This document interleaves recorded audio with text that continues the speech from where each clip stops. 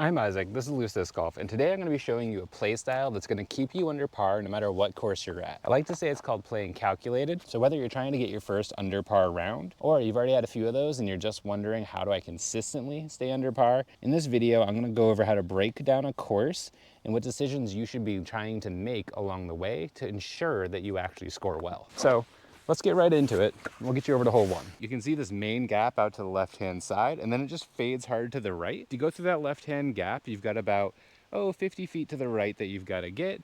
There's also these tiny gaps on the right-hand side with just little trees. You can try to go through those, but if you hit one early, you're not in a great position. So my thought process initially is that I need to get to that left-hand side and hook back in through the trees to give me a closer look. So I like to go Firebird forehand here, and I'll show you what that looks like.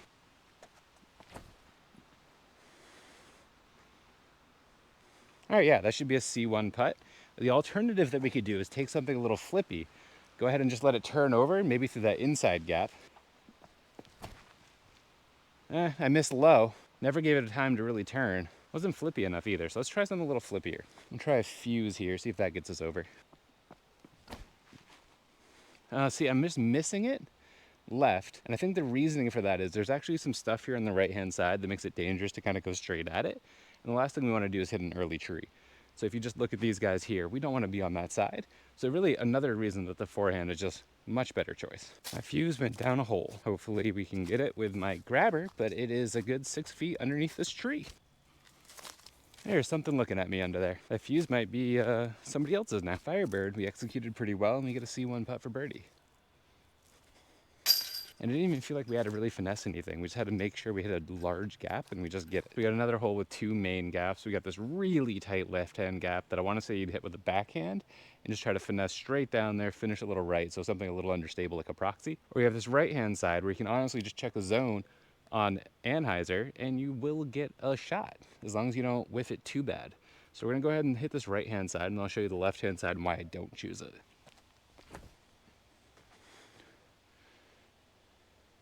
We hit probably the last tree to worry about, but we have a putt and we got through this danger. So no matter what, we're getting the 3, if not the 2. Now, is it just me or right away does this left-hand gap just look scary?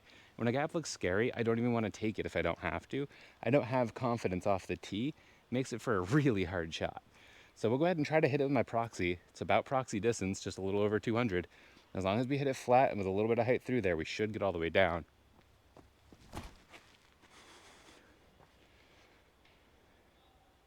Well, we're right next to the basket, but we hit 2 trees to get there on the right-hand side because we overturned it a little bit. We did hit the gap, and that felt good, but boy, does it feel hard as well.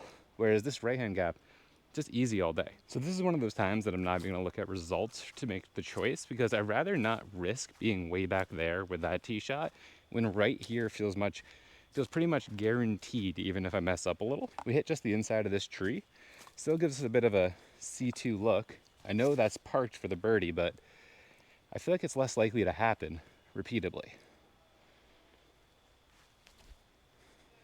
And while this is right here, an easy look, we don't even have to take our bag off. The free 3 or the lucky 2, I'll take the free 3 every time. Now with all these tight fairways, you're gonna start to see a trend where I like to go to the forehand. And that's just because it's a more confident gap hitter for me. I know I'm gonna get at least a good ways down before I have any danger, leading to a lower score overall. I don't need to birdie everything. We're just gonna hit this straight down the middle with a forehand. I think this is the safest result, and I'll show you what the backhand looks like. A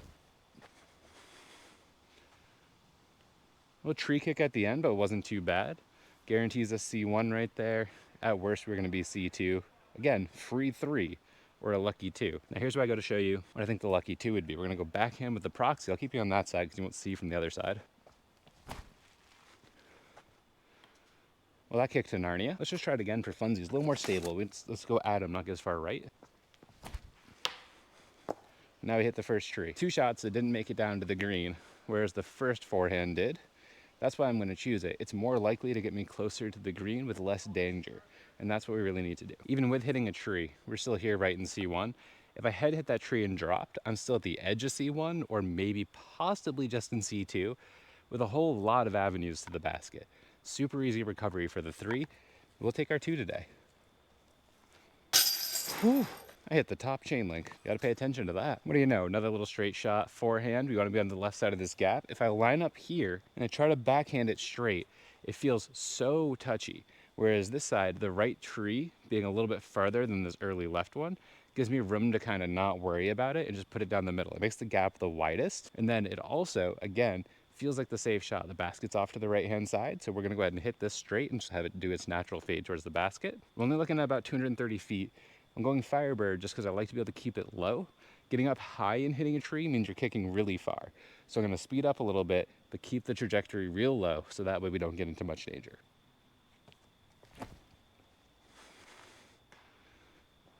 So we went too far left, we kicked a tree back to the right-hand side, but even then I still think I'm getting the 3.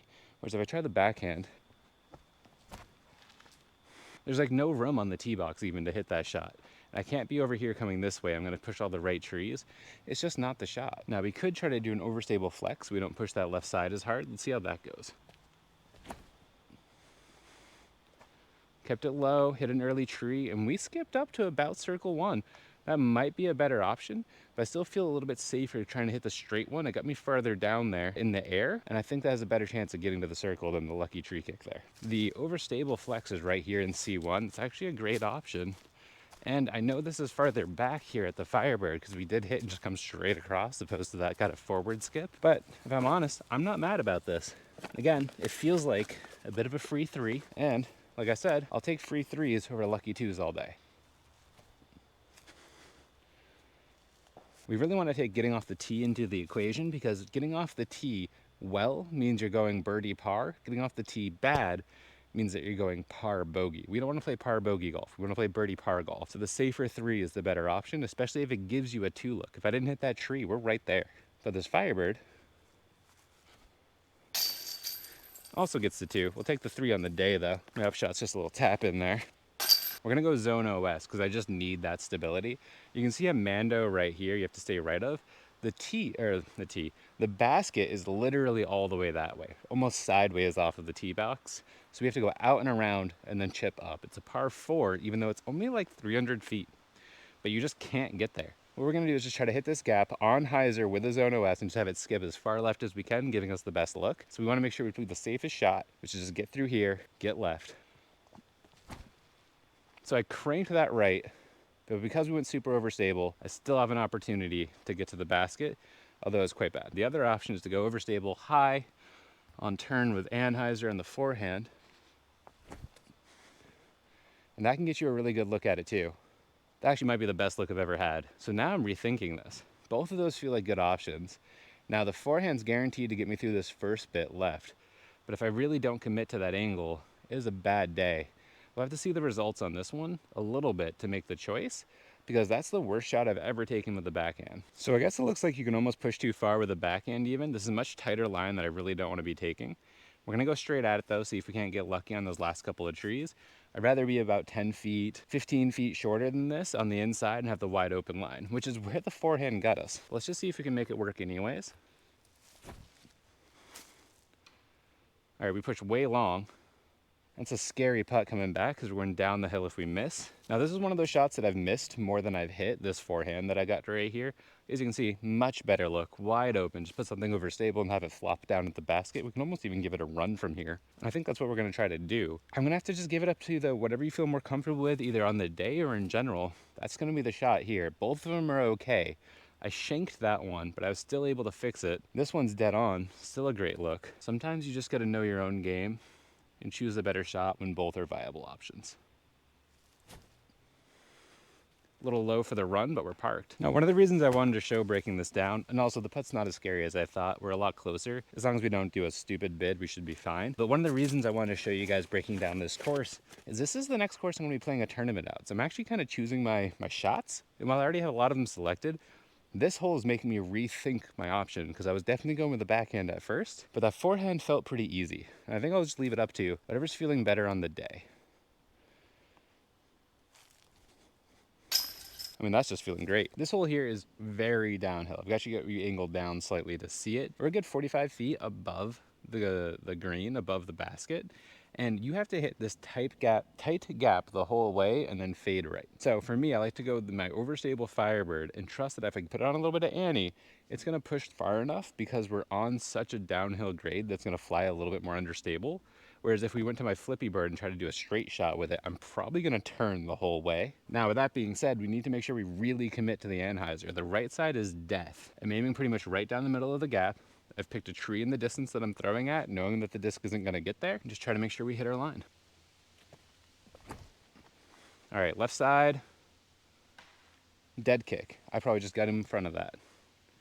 Crap. But we're on the left-hand side. I overturned it a little bit. I'm okay with that all day. Now, if we do my straight guy,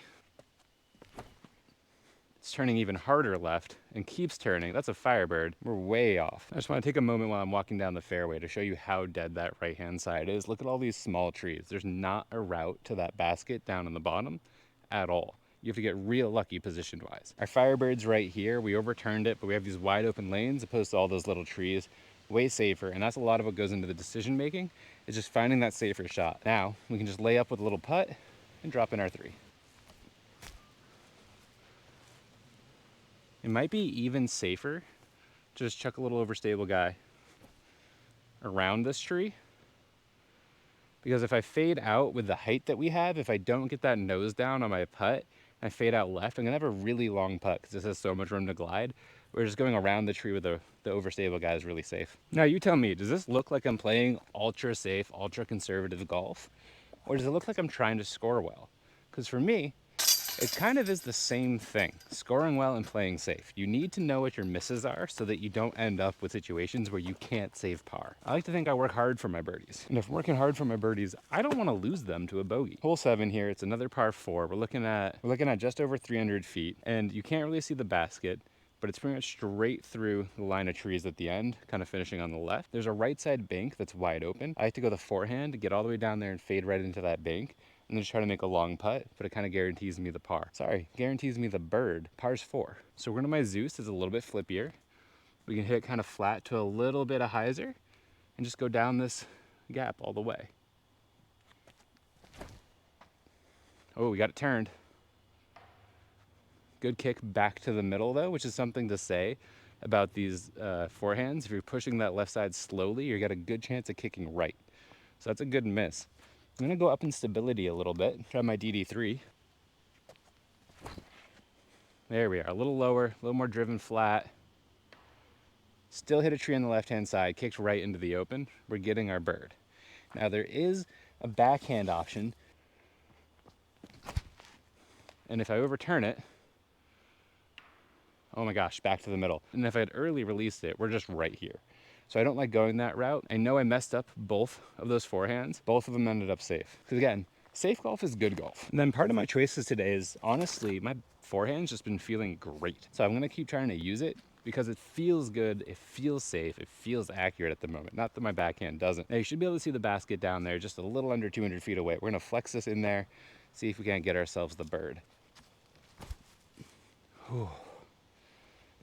We made the right disc choice, just missed our line, and so now we're still getting a putt. But luckily, we actually have a line because it could have been much worse. And this being for 3 on a par 4 means this is for birdie. Boy, that putt feels good at the moment. So that was nice. So we've got another par 4 here. And so while I missed my line, I chose the right disc. So I only had to get a little lucky to still have a shot. If we had done both wrong, chose the wrong disc and the wrong line, we wouldn't have had either of those shots. Both the tee shot and the upshot play to that. Just under 400 feet, but it's way right again. So we're gonna try to push kind of straight and just have it fade, give us an easy upshot. There's 2 routes really up there, and both of them are on the right side. Oh, we pulled it. Are we still safe though? We got the right disc. I did not see that fade back past those trees. So we're gonna be on the left-hand side. It's just a harder upshot, but that tells me right away we're playing for par. There's no reason to try to get the bird here. So we ended up a little bit short. And again, let me guys know what you think. Do you think I'm playing ultra safe, or do you think I'm just playing smart? Because I think smart golf is both safe and aggressive at the same time. But we got a straight line to the basket. We're gonna go Old Lumpy, which is my straight zone, and just see if we can't hit it. There's no backhand because of the tree, so forced forehand.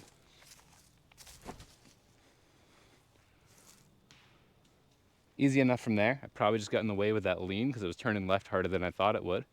But we'll lay it up, we'll take our 4, we'll move on. But comment right now, am I playing ultra safe or am I playing just smart golf? I really want to know what you guys think. What's this look like to you? Because I'm scoring well. Now this is one of those shots where I like to think I have the opportunity to run it because there's a backstop long, so as long as we don't go cruising, we're gonna hit that tree. And then we really don't want to leave it short. There's a tree in front of us here. We don't want to be on this side of that downed tree. So we're gonna give it a little pop. Maybe just float it in there, and at worst, we're gonna have like a 15-footer. But this is mostly a layup with just an opportunity.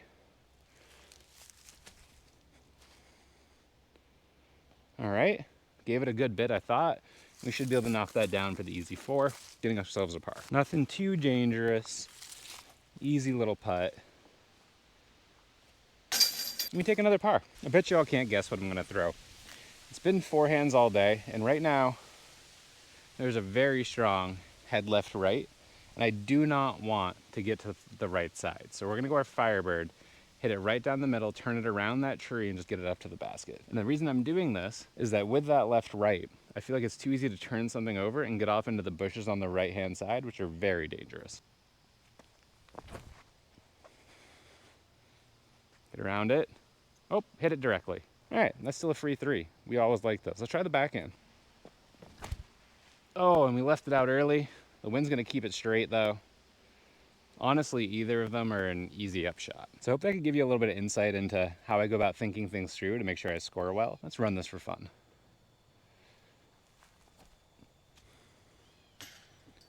Well, we almost take the 2.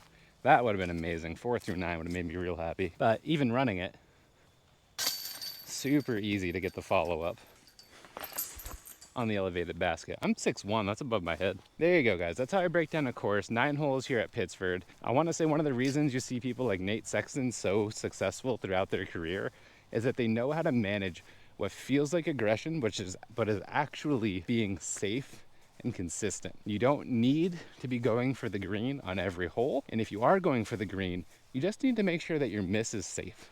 And that's how you make sure you get through the course under par. And I think he's one that really knows how to toe that line of what can look like an aggressive shot, but is actually a very well calculated shot.